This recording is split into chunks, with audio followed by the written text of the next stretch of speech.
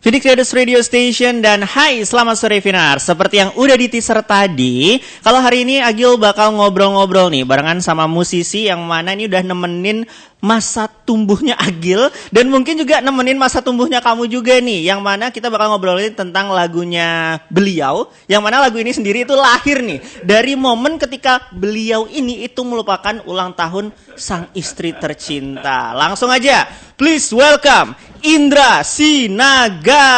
Hai Finar. Halo Bang Agil. Wah ini aku agak grogi sedikit ya. Soalnya ini aku dulu sering banget nih nonton Bang Indra Sinaga atau Bang Naga ini di TV. Dari kecil udah dengerin lagu-lagu dari Bang Naga soalnya. Serius dong. Kayaknya kita seangkatan bukan sih? Kayaknya sih ya. Tapi mungkin angkatannya satunya tinggal kelas lama, satunya lulus terus. Tapi Bang, ini sebelum kita ngebahas tentang lagu yang Bang Naga rilis ulang atau remake ulang, mungkin aku bakal ngobrol-ngobrol tentang sebelumnya kan Bang Naga ini sempat tampil di Sanur kalau nggak salah. Iya, Pesona Budaya Sanur Kau ya. Semalam ya? Hari Sabtu malam. Oh, Sabtu malam. Nah, ini aku pengen nanya nih, sebenarnya Bang Naga untuk tampil di Bali sendiri itu udah berapa kali kah? Apakah ini kali pertama sebagai solois tampil di Bali atau sebelumnya sama band juga udah sering tampil di Bali? Kalau sama band sering solo kayaknya yang kedua nih. Oh, ini kedua? Tahun lalu apa 2 tahun lalu tuh udah pernah juga main di Bali solo juga pernah. Oke. Kalau perform sama band kayaknya hampir tiap tahun pasti ada sih perform di Bali. Oke. Tapi ingat nggak Bang, itu kali keberapa udah ke Bali nih? Ke Bali udah berapa kali ya? Sering. Untuk banget. manggung sering, tapi untuk liburan apakah sering juga atau gimana? Bali liburan kayaknya setahun sekali ada ke Bali. Oke. Karena setahun sekali ada main ke Bali. Chill ke Ubud gitu ya. Sambil mungkin bisa mencari referensi untuk lagu-lagu barunya. Iya benar. Bali tuh vibes-nya memang liburan, terus kayak buat aku tuh dari dulu tuh punya kesempatan keliling Indonesia, tapi tetap Bali yang paling vibrasinya tuh seniman banget gitu loh. Vibrasinya seniman buat aku ya, atau buat yang lain. Dari vibes-nya Finar sudah kayak seniman parah ya. Tapi nih Bang, kita ngomongin balik ke lagu yang Bang Naga rilis, ini adalah Nggak Romantis. Ini kan sebenarnya lagunya itu umurnya udah cukup lama, hampir 10 tahun ya? 10 tahun, pas 10 tahun tahun ini. Oke. Nah, kenapa sih Bang alasan Bang Naga sendiri untuk akhirnya meremake ulang lagu Nggak Romantis ini Bang? Sebenarnya meremake lagu Nggak Romantis itu bukan dengan tujuan untuk mempromosikan lagu Nggak Romantis sih sebenarnya. Justru untuk mempromosikan bahwa Indra Sinaga tuh juga punya project solo gitu. Mungkin orang-orang lebih kenal Naga sebagai vokalis band gitu, baik sama Lila sebelumnya atau sekarang dengan ada band. Tapi sebenarnya aku juga punya project solo pakai nama stage name-nya Indra Sinaga, walaupun tetap sapaannya tetap Naga juga. Nah, jadi ngerilis Nggak Romantis itu bagian dari itu sebenarnya. Bagian dari aku bisa mendekati semua baik itu fanbase atau penikmat musik Indonesia, ngasih tahu juga bahwa Naga tuh juga punya project solo, Indra Sinaga tuh solo juga, lewat lagu Nggak Romantis dengan versi terbaru gitu.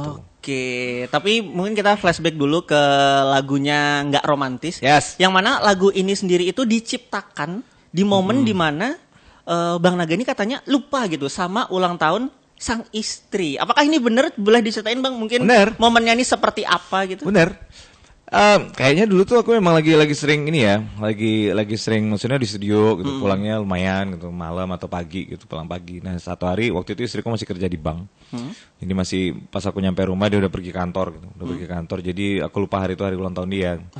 Jadi pas dia masih di kantor aku langsung nulis lagu itu Nggak Romantis itu, dan emang karena buat lucu-lucuan kan, aku sama istriku tuh bukan tipe yang word affirmation yang muji-muji satu sama lain gitu, enggak kan. Jadi kayaknya dia juga enggak terlalu marah-marah banget, dan aku juga karena kaget ternyata hari ini hari ulang tahun dia, udah nulis lagu yang nyeleneh aja, maksudnya buat lucu-lucuan. Tapi berarti kalau misalnya ngomongin tentang love language nih. Love language. Kalau love language-nya Bang Naga nih, ini kan kalau kita lihat Gen Z sekarang itu biasanya di TikTok kalau misalkan Bang Naga sempat lihat itu ramai tentang love language, habis itu ada bare minimum juga, kayak bare minimum. Cowok itu harus jemput cewek depan rumahnya, nggak boleh depan gang. Masa jemput cewek depan gang? Gitu. Nah, ngomongin love language tuh sebenarnya Bang Naga nih love language-nya apa Bang? Apakah act of service. Act of service, benar. Apakah itu? Iya, act of service. Jadi bukan tipe yang menyanjung-nyanjung atau merayu atau apa. Jadi lebih banyak actionnya aja sih. Lebih banyak action. Kalau istri sendiri Bang? Sama. Oh, sama juga? Kita dua-duanya bukan tipe yang romantisan gitu. Jadi nggak pernah kayak misalkan chattingan, sayang kamu lagi apa, itu nggak pernah gitu. Agak geli sebenarnya kayak gitu ya. Tapi nih Bang, balik lagi ke ngomongin lagu nggak romantis ini. Kenapa sih memilih vibes? Ini kan sebelumnya kalau ngomongin nggak romantis kan di band sebelumnya di Lila kan itu kan genre-nya adalah pop rock. Tapi kenapa sekarang di remake itu dengan vibes 80-an? Itu kan kalau sekarang kan banyak tuh yang namanya musisi malah remix lagu ya, mungkin sedikit hip hop atau sedikit ya EDM. Kenapa memilih vibes 80-an ini?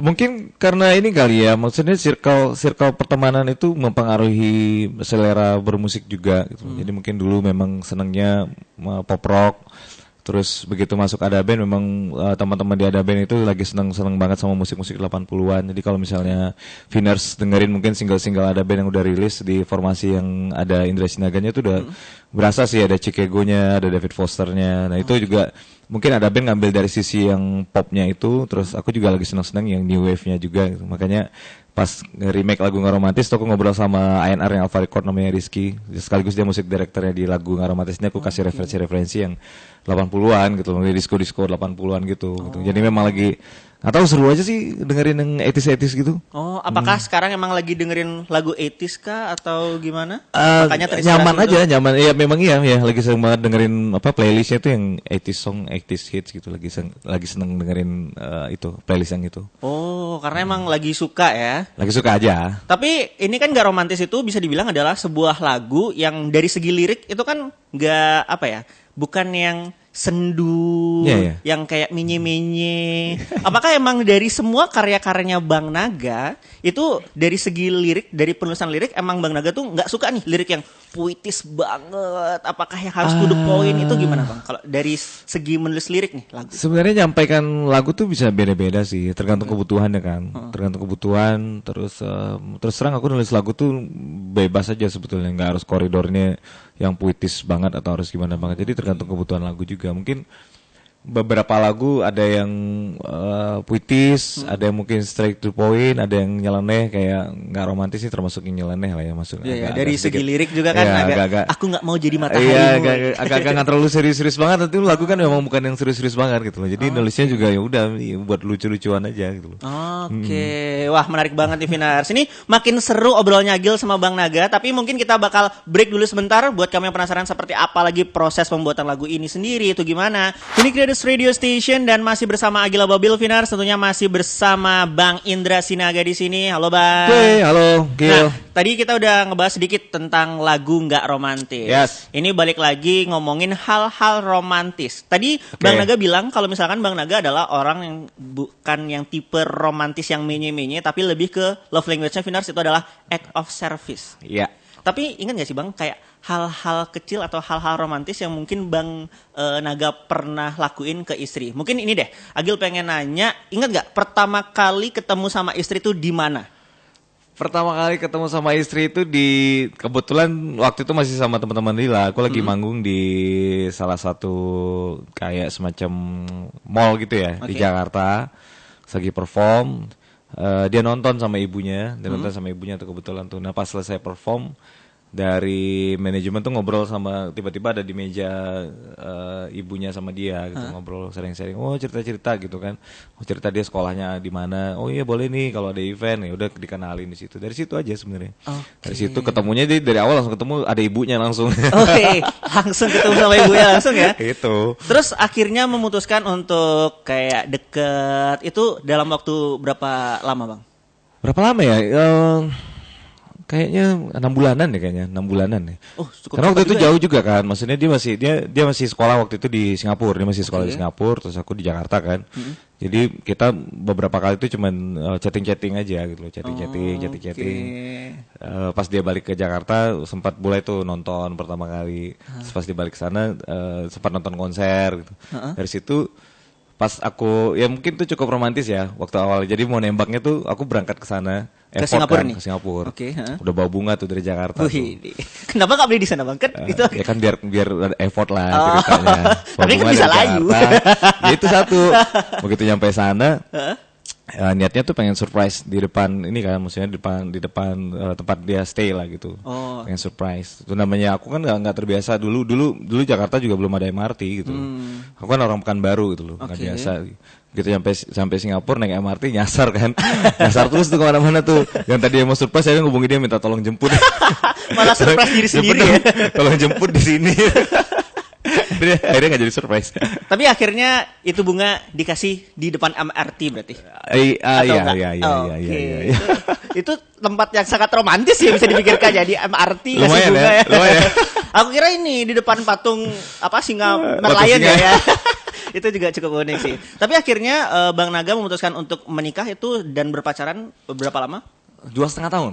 2,5 tahun. Cukup singkat juga ya? Lumayan lama. Ya pasang surut biasa lah. Pacaran juga kan nggak selalu baik-baik aja gitu. Pasang surut sampai akhirnya oke, kita ready nih. Oke, wah ini cocok to the point, Vinars. Tadi dibilang Bang Naga tuh bukan tipe yang romantis, tapi dia jauh-jauh ke Singapura ya, membawa bunga dari Jakarta. Padahal sebenarnya nyasar lagi. Padahal sebenarnya bisa beli di Singapura ya, tapi kenapa? Kan nggak tahu tempatnya di mana. Iya, nggak tahu. Iya benar juga. Kan nyasar, gimana cari bunga? Benar. Nah, Bang, kalau tentang lagu nggak romantis ini, kira-kira ada nggak sih kayak perbedaan ketika membawakan lagu nggak romantis ini as a band dan juga as a soloist, Bang? Beda banget sih kalau versi sebelumnya kan band ya, maksudnya analog lah ya, maksudnya ada sound drum bener-bener sound drum bass beneran gitu. Jadi kayaknya lebih afdol kalau versi sebelumnya dibawakan dengan full band gitu, ada drum, ada bass, gitar yang muncul banget gitu kan. Nah, versi terbaru tuh digital semua, drumnya digital, bassnya digital. Jadi performnya juga bisa cukup laptop aja juga bisa. Pakai sequencer sama gitar satu juga udah bisa dibawa perform gitu. Versi yang sekarang ya. Tapi apakah itu menjadi sebuah tantangan untuk Bang Naga sendiri? Challenging ya, karena nggak mudah juga untuk bisa dapetin sound pada saat perform yang yang nyaman secara digital. Kadang-kadang tergantung sama output soundnya juga kan itu. Challenging juga sih. Oh, berarti challengingnya lebih ke sana ya? Lebih ke teknis sih, lebih ke teknis aja sih. Nah, ngomongin tentang teknis nih, Bang. Untuk produksi lagu ini sendiri, ini kan lagu remake alias sebelumnya pernah diproduksi dan diproduksi ulang. Yeah, apakah ada hal menarik ketika produksi lagu ini, Bang?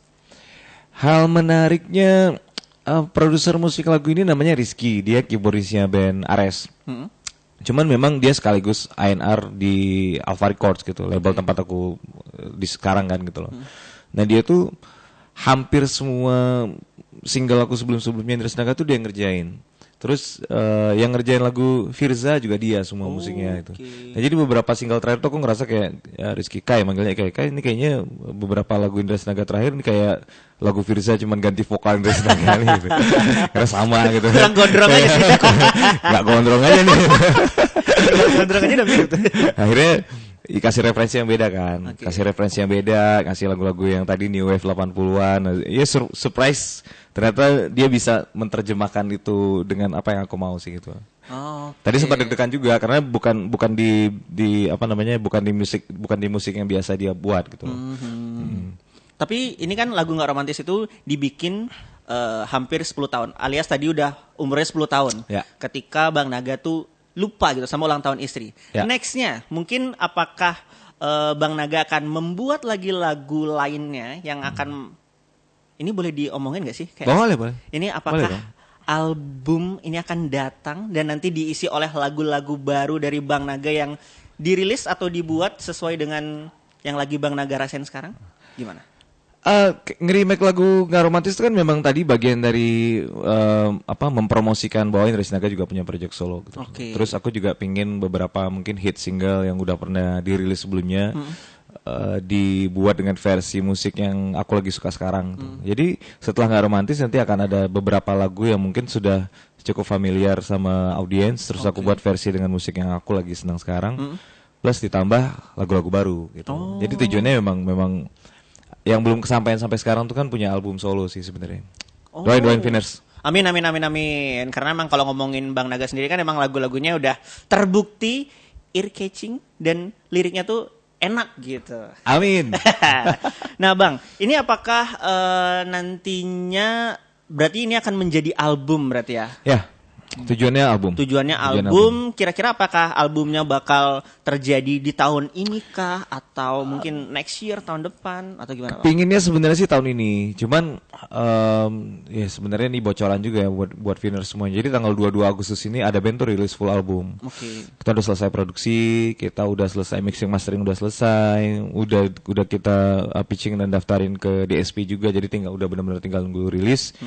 Jadi kan kemungkinan besar sekarang juga udah bentar lagi rilis udah akhir Agustus berarti ya. Berarti September Oktober tuh udah waktunya buat promosi ada band. Jadi kayaknya cita-cita untuk punya album solo tahun ini agak harus diredam sedikit ke tahun depan gitu. Oh, berarti Gitu. Bang Naga sendiri masih aktif sebagai vokalis ada band juga? Masih. Oh, jadi ini jalannya barengan dong antara Indra Sinaga sang solois dan juga Ya. Indra Sinaga sang vokalis ada band? Iya, barengan. Oh, apakah nggak susah Bang? Kayak bagi waktu antara, ini kan lagi project tadi album ada band, terus nanti juga nextnya bakal ada album as Indra Sinaga Sinaga. solois. Apakah nggak susah bagi waktunya Bang? Ini izin 3 hari kayak anak sekolah ya. Untuk diizinin ya? Izinin, Oke. diizinin dong. Tapi emang Diizinin. itu Bang, apa nggak susah itu? Maksudnya kan ya kita tahu lah sebagai seorang musisi kayak bikin lagu tuh nggak semudah itu gitu loh. Dan perlu waktu yang lama. Dan juga sebagai vokalis ada band juga tentu ada manggung juga, mungkin juga ada bikin lagu barengan sama teman-teman ada band. Itu nggak susah. Ya challenge-nya di situ kan. Memang tantangannya waktu pasti bagi waktunya. Tapi memang gini, aku tuh nggak ego bahwa solonya juga harus yang gimana gitu loh. Jadi benar-benar ada band aku curahkan sepenuh hati. Solo juga dicurahkan sepenuh hati. Tapi nggak ada hal yang harus diegokan siapa lebih besar dari siapa gitu. Jadi karena memang di band kan kita ada 4 personil ya. Pasti 4-4-nya juga punya ide, punya pemikiran dan punya manajemen secara profesional juga. Kemudian di Solo juga punya manajemen secara profesional juga. Jadi kita benar-benar ngatur waktunya yang sesmooth mungkin, tidak mengganggu pergerakan di ada bandnya juga. Tapi tetap ngasih celah juga buat si Project Solo Indra Sinaganya juga. Gitu. Kalau misalnya masalah produksi atau masalah lagu kan memang dua hal yang berbeda nih. Ada band aku kerjanya memang benar-benar sama semua personil ada band. Oke. Terus yang Indra Sinaga kerjanya dengan tim yang beda juga. Jadi benar-benar ada 2 tim yang mempersiapkan semuanya gitu loh. Aku tinggal yang paling krusial tuh waktu sebenarnya. Yang paling krusial benar-benar waktunya nih gitu. Jangan sampai saling silang satu sama lain. Gitu. Bentrok satu sama lain, Iya, jangan sampai lah gitu. ya. Ini Bang, kan Bang Naga sendiri berarti kalau nextnya bakal ada album, tapi apakah nanti di album ini boleh di-spill nggak? Kayak apakah ada kolaborasi juga atau full nih emang Indra Sinaga as soloist nih? Ini aku kasih semua karya-karyaku sendiri aja deh, pokoknya aku aja one man show. Gitu. Enggak kok pengen banget kolaborasi kok. Oke. Sebenarnya kan mungkin tahun 2022 akhir tuh sebenarnya udah kolaborasi kan sama Rimar Indonesian Idol waktu itu. Judulnya Dance Part Bersama juga udah pernah kolaborasi. Di next album aku juga pengen kolaborasi juga karena sekarang kan memang eranya kolaborasi kan. Bener. Kolaborasi mungkin lintas genre, lintas zaman juga, lintas platform, lintas akun tadi ngobrol juga karena sekarang benar-benar setiap artis atau setiap performer tuh punya masa yang berbeda, punya algoritma yang berbeda di sosial medianya. Jadi memang waktunya buat kolaborasi sih.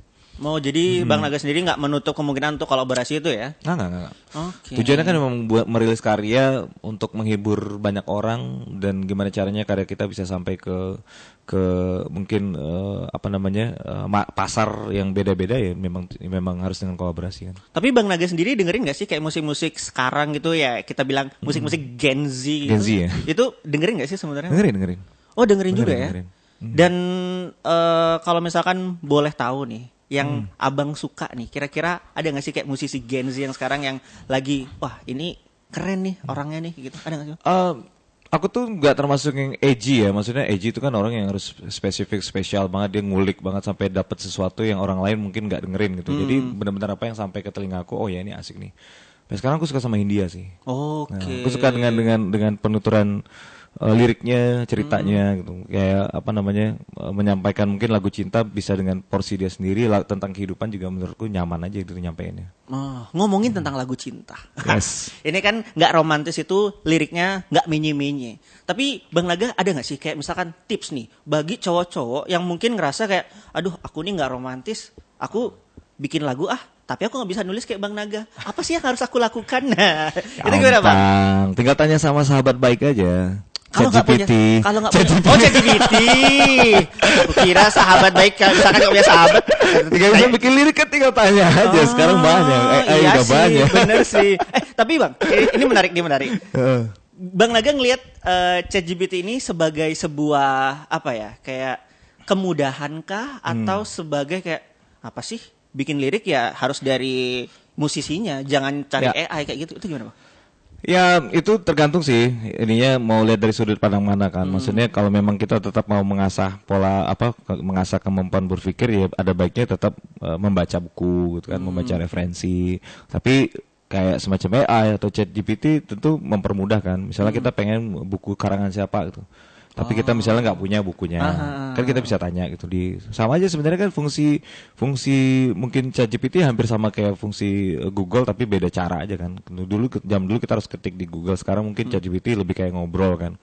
Tapi kita bisa dapat informasi yang kemudian sebenarnya aku udah pernah nyoba gitu bikin lagu misalnya pakai AI atau nyari lirik, itu tetap harus disempurnakan gitu loh. Misalnya kita benar-benar mentah-mentah lirik ataupun lagu yang dari AI itu kayaknya nggak nyaman gitu loh, nggak ada yang kayak ini janggal banget gitu. Nah itu tetap harus butuh sentuhan manusia buat jadi itu lebih smooth, lebih enak, terus hooknya lebih tepat, terus pemilihan katanya lebih pas gitu. Itu tetap butuh manusia menurut aku gitu loh. Karena kalau misalnya full AI lirik ataupun lagu, perhatiin deh pasti ada yang janggal gitu loh. Entah itu patahan katanya atau nada itu kayak janggal banget sih ini gitu. Nah itu kalau misalnya diperindah lagi sama mungkin produser musik atau sentuhan manusia, biasanya akan jadi ya mungkin ChatGPT AI itu jadi tools yang membantu mempermudah kita berkarya sebenarnya. Menarik. Oke. Tapi bang, menurut abang sendiri apakah itu yang menjadi sebuah tantangan ketika seorang musisi merilis lagu sekarang? Kayak misalkan kan kita lihat nih banyak banget musisi yang akhirnya memutuskan untuk merilis lagu langsung aja gitu lepas ke YouTube atau bisa dibilang ya indie gitu. Apakah itu mungkin menurut Bang Naga sebagai sebuah kemudahan di era sosial media yang sekarang, atau malah sebenarnya ya ini nih malah keluar musik-musik yang dalam tanda kutip nggak berkualitas? Ya itu Bang Naga ngeliatnya gimana? Kayaknya mungkin bedanya dulu kan ketika kita merilis, ketika ada rilisan performer gitu ya, kan kuratornya mungkin dari produser, dari labelnya lah ya, ada kuratornya. Sementara sekarang kan kuratornya langsung pasar. Gitu. Jadi kalau misalnya ada musik yang berkualitas atau nggak berkualitas, akhirnya kembali ke jurinya, pasarnya langsung kan, kembali ke selera pasarnya seperti apa, kemudian. Sekarang juga karena memang cara orang mendengarkan musik itu beda, kemudian kalau dulu bergeraknya dari atas ke bawah, sekarang dari bawah ke atas, maksudnya benar-benar dari segmentednya, dari komunitasnya, dari bahkan mungkin lagu yang viral di Jakarta bisa beda sama yang viral di Makassar, lagu viral di Bali bisa beda sama yang di Indonesia Timur dan lain sebagainya, itu bisa beda kan, itu juga jadi tantangan tersendiri memang sekarang, tantangan tersendiri sekaligus mudah, karena dulu kan mungkin aku ngalamin yang aku dulu dari Pekanbaru, terus punya lagu, punya karya, harus hijrah ke Jakarta untuk nyari produser. Jadi bener-bener yang ketemu dulu produsernya baru bisa rilis. Kemudian dulu kita misalnya mau masuk media TV atau media cetak atau radio gitu tuh nggak bisa tiba-tiba ujuk-ujuk bisa gitu masuk. Ya. Dulu misalnya mau interview di mana-mana gitu tuh nggak bisa gitu kan. Kalau sekarang kan misalnya nggak punya akses ke ke media, tetap bisa bikin konten sendiri, bisa promo sendiri, atau kalau memang mempelajari apa yang lagi hype segala macam, dia bisa riding the waves untuk promosikan karyanya. Memang mempermudah sekarang, tapi kembali lagi saringannya ya pasar langsung gitu loh. Kita nggak bisa menahan arus itu kan, teknologi itu benar-benar kita nggak bisa tahan, tinggal pintar-pintar si penerimanya aja mau pilih yang mana gitu loh. Tapi emang yang aku lihat sih semakin sekarang emang terkadang musisi cepat naik, tapi juga cepat hilangnya juga cepat, dengan cepatnya banget. Dan lihat musisi-musisi yang udah berkarir cukup lama, yang kayak Bang Naga sampai sekarang masih eksis gitu ya, masih terdengar namanya dan lagu-lagunya masih banyak dinyanyikan. Kira-kira gimana sih Bang, kayak ngejaga supaya fans-fansnya Bang Naga yang lama dan juga yang baru itu bisa tetap terkoneksi gitu dengan Bang Naga? Apakah kayak Bang Naga aktif juga di sosmed kah, di TikTok, di Instagram? Itu gimana Bang untuk ngejaga penggemar ini Bang? Oh, iya sih, memang dinamis ya pergerakannya sekarang tuh, wah luar biasa cepatnya. Hari ini viral apa, besok viral apa, minggu depan bisa beda-beda lagi. Nah itu Kayaknya aku sering bilang kalau sekarang tuh benar-benar nggak ada rumusnya, nggak ada apa namanya ilmunya selain ya ilmu pasti ada lah ya. Basicnya mungkin tim promonya seperti apa, tim marketingnya seperti apa, produksinya seperti apa. Tapi ilmu yang paling utama sekarang tuh menurut aku konsistensi sih. Jadi konsistensi. Jadi nggak bisa hari ini kita rilis ngonten terus sebulan nggak ngapa-ngapain, 2 bulan nggak ngapa-ngapain, baru 3 bulan lagi baru bikin lagi. Nah itu memang nggak bisa. Memang benar-benar sekarang tuh kita butuh konsistensi ngerilis karya, nggak usah lihat angka-angkanya karena kalau kita ngeliat angka-angkanya tuh pasti akan Pusing sendiri ya. akan kok ngerilis segini-segini aja sih, kok nggak ada yang dengerin, itu kan akan bikin ngedown kan biasanya. Jadi udah berkarya aja, rilis, terus lakukan promosinya sesuai dengan yang dibutuhkan, terus target marketnya apa gitu, kontennya mau seperti apa, riding the waves-nya mau seperti apa, kira-kira di segmen ini kita ngerilis apa, oh di Instagram kita bikin kontennya yang ini, di TikTok yang ini, di Facebook yang ini, di YouTube yang ini, itu semuanya memang harus diikutin, mau nggak mau gitu loh. Kalau misalnya mau ngikutin kata hati pasti malas banget bikin konten yang kayak gitu kan. Dari dulu juga bukan orang yang bukan social media person sebenarnya, tapi emang sosial media tuh sekarang udah senjata banget gitu loh. Udah benar-benar garda terdepan kita bisa sampai ke audiens kan, benar-benar nggak bisa ditinggalkan sama sekali. Jadi harus dibuat. Kunci utamanya menurut aku konsistensi, nggak ada lagi obatnya. Jadi era internet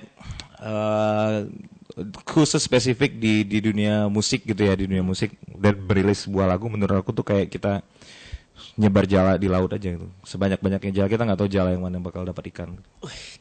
Mantap banget. Kira-kira kayak gitu lah. Keren tuh Vinars. Jadi buat kamu yang pengen mulai gitu ya, yang namanya terjun ke dunia musik, yang pasti dari Bang Naga bilang adalah konsisten. Nah, Bang, mungkin terakhir ini kalau misalkan nggak lihat jam nih bisa lama ya kita karena emang seru banget. Bang, mungkin bisa dikasih tahu terakhir untuk sosial medianya Abang, terus juga kasih tahu untuk streaming lagu nggak romantis ini, silakan Bang. Buat Viners semuanya, buat Phoenix Radio Bali juga terima kasih. Mungkin buat Viners semuanya jangan lupa bahwa Naga nih adalah orang yang sama dengan Indra Sinaga, dan aku juga punya project solo Indra Sinaga. Lagunya sekarang nggak romantis, lagi di promosikan sekarang, dan Viners semua udah bisa dengerin di semua digital platform favorit Viners semuanya. Mungkin kalau mau cek kegiatan aku Indra Sinaga bisa cek di Instagramnya @ipsinaga, Facebooknya Indra Sinaga, Twitternya Indra Sinaga, TikToknya Naga Ada Band. Thank you udah selalu support Viners dan Phoenix Radio. Wih, oke, mantap, tepuk tangan sekali lagi untuk Indra Sinaga. Tapi Viners, kamu jangan kemana-mana karena setelah ini Indra Sinaga tuh bakal nyanyi lagu nggak romantis. Penasaran kan seperti apa?